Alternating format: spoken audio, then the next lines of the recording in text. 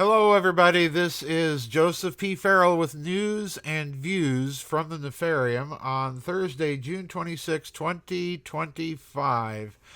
Before we get to that, I want to remind everybody we do have a vid chat tomorrow afternoon at 2 o'clock U.S. Central Time. We are going ahead with that. There looks to be good weather and smooth sailing all through the weekend. Finally. So I want to thank you all for being patient through all the weather outbursts, and I'll look forward to seeing all of you tomorrow during our vid chat. That means get your comments and questions in no later than 10 p.m. U.S. Central Time tonight. And that means the timestamp on your email has to be 10 o'clock on my end, not yours. Okay? Some of you get them in on time. I think you're thinking that it's okay because the timestamp on your end indicates that. That's not what counts. So get them in early. Remember, there's only one submission, and please no longer than a page or so per member. All right, I want to get into some questions that an individual emailed me. We'll just call this individual JJ, all right?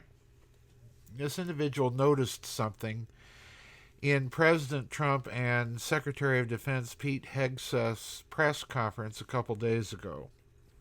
We'll get back to that because it's the third question in a series of three questions that I think need to be answered and need to be answered right away.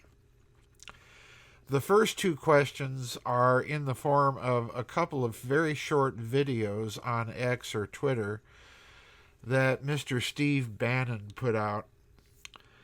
And I want to just kind of summarize the questions on those two videos because they're sort of the backdrop for the third question.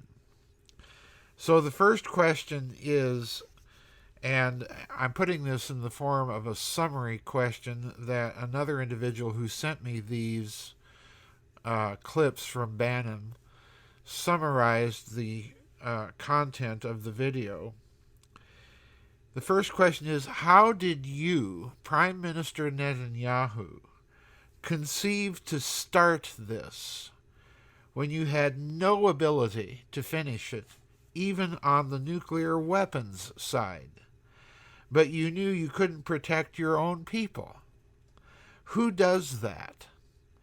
And all that upswell for a regime change. It's outrageous and cannot be left to stand. In other words, what he's suggesting is that this was a classic either wag the dog scenario, that's one way to view it, or the United States was pushing, prodding, and pressuring Israel and Prime Minister Netanyahu to go in and basically begin an action that Israel was incapable of finishing, namely all of what we saw in Iran, the Israeli Air Force and on-the-ground human intelligence agents from the Mossad launching drones and so on and so forth.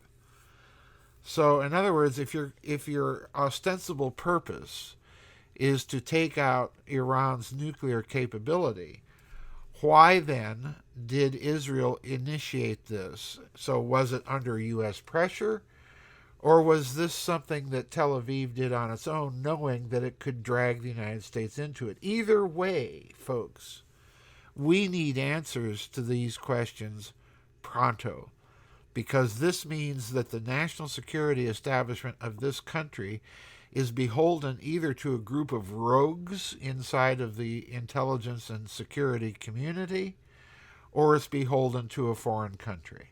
One of the two. The second question is related to the first one, and again, it's related to a video that a friend shared of Steve Bannon, and again, it's from Bannon's commentary on all of this. It's just a separate little section of it. And I'm reading again the summary of it.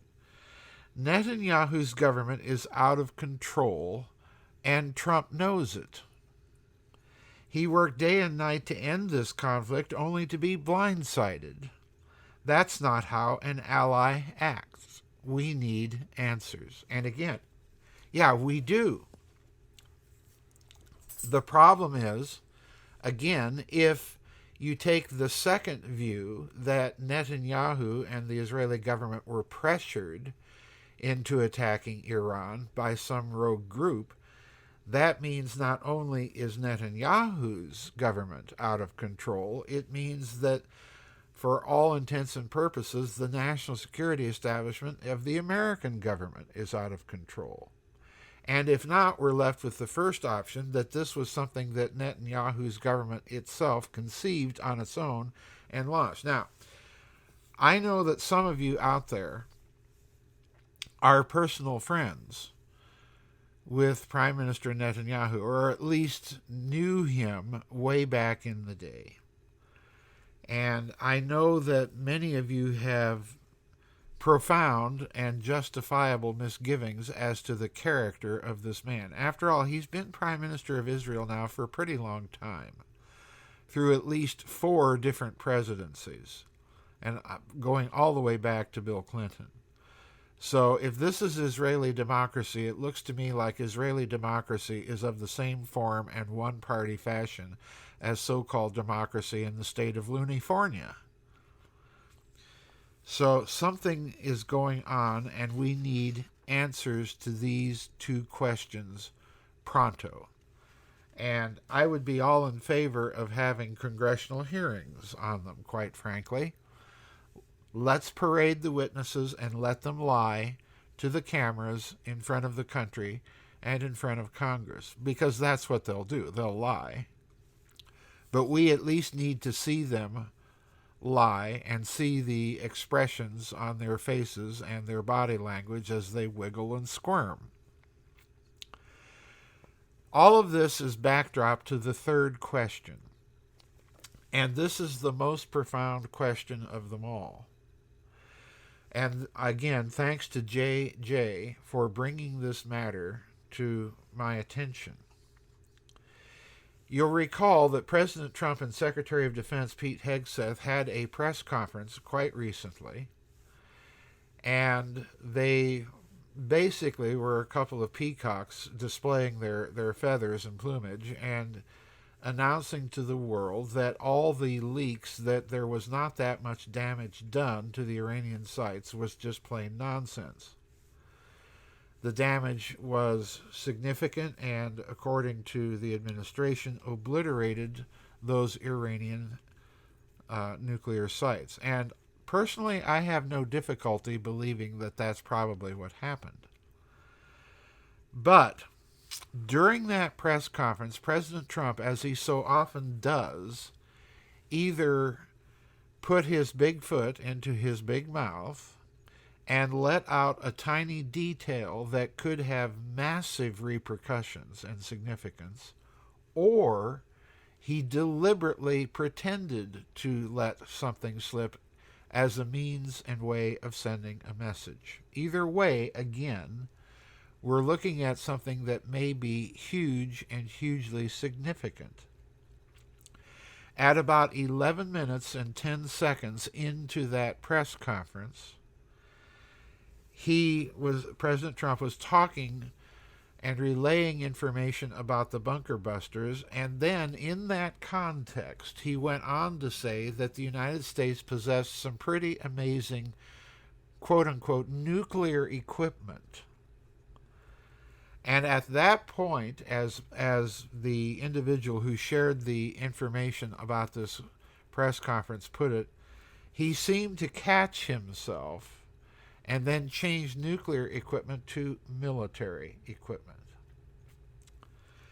And I'm going to read what this individual wrote to me directly, because I can't put the question any better. He states that this comment, quote, got my spider senses tingling based on your 2-part discussion. That's the discussion I had with Dark Journalist on Ripple technology and its 99.9% clean fallout. They've reported no radiation leaks which would fall in line with Ripple. No. Now, for those of you who don't know, the Ripple technology is referring to technology that was tested in atmospheric testing during the last series of atmospheric thermonuclear testing that the United States conducted in the 1960s. In fact, in 1963, when President John F. Kennedy was still in office. And Kennedy himself personally not only authorized the testing of this so-called Ripple technology, but he himself insisted that the technology be tested. And the interesting and amazing thing about the technology is that if you research it, the yield results, the yield from the device, or whatever this technology was 99.9% clean. In other words, it produced an enormously big explosion in the upper atmosphere, but very little fallout. So in other words, what this individual is asking is, are we looking at the use of a nuclear technology that has been almost entirely forgotten? Could this explain why there has been little radiation signature from the strikes on Iran's so-called uranium enrichment facilities? Possibly. Now, personally, I think that the lack of any radiation signature of that type of strike, of that type of facility, is more indicative of the probability that the Iranians moved their stockpiles, or, as is in my thinking probably likely, they move the stockpile almost as soon as a certain stock is enriched, and they move it to a storage facility somewhere in order to transport it to the next stage of enrichment. That's what I believe is standard practice on the part of some of these countries. So in other words, the Iranians didn't suddenly decide to hide their uranium stocks fearing a strike, but rather it's probably part of their normal operative practice to do so after a certain amount of uranium has been run through the centrifuges at site X to bring it up to a percentage of enrichment. Then it's moved to a storage facility and then transferred to another site where it's brought up to even greater purity of enrichment. However, all that said, it is an interesting question. Did the United States use a nuclear technology that is so sophisticated and so relatively clean from fallout that the Iranians may think that the explosions that brought down these plants were entirely conventional? The Ripple technology does exist because it was tested as early as 1963. So I have that question hanging out there, and in the background of the other two questions that Bannon is raising, either we're dealing with a rogue network inside this government pressuring Israel, or the Israeli government pressuring us.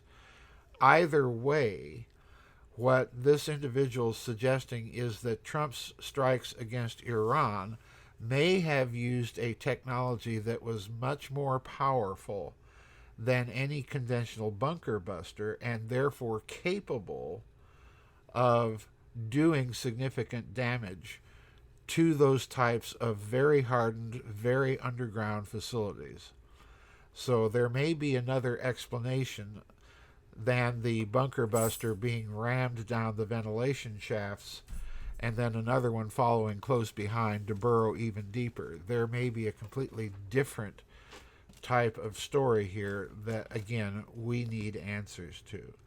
So kudos to JJ out there for spotting that little hiccup in the press conference of President Trump and Secretary of Defense Hegseth. I think it's a good question to be asking, particularly in the context of the questions that Steve Bannon is raising on his X account videos. So that'll do it for this week's News and Views from the Nefarium. I hope to see all of you members in tomorrow afternoon's vid chat. Remember, that starts at 2 p.m. U.S. Central Time. As usual, I'll try and get in there a little early for pre-chat and so on to make sure all the stuff is working properly. So I look forward to seeing you tomorrow. Bye-bye, everybody. God bless, and we'll see all of you on the flip side.